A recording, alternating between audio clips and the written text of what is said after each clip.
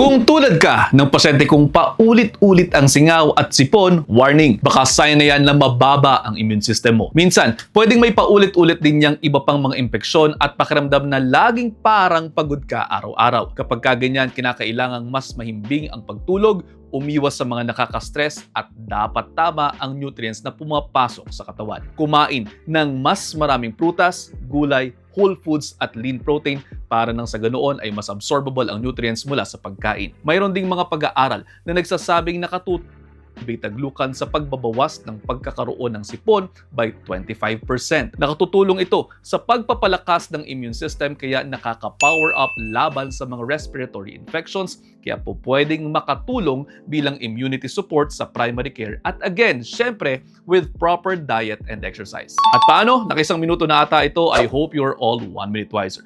Pakipusuan kung may natutunan. See you next time. Ingat!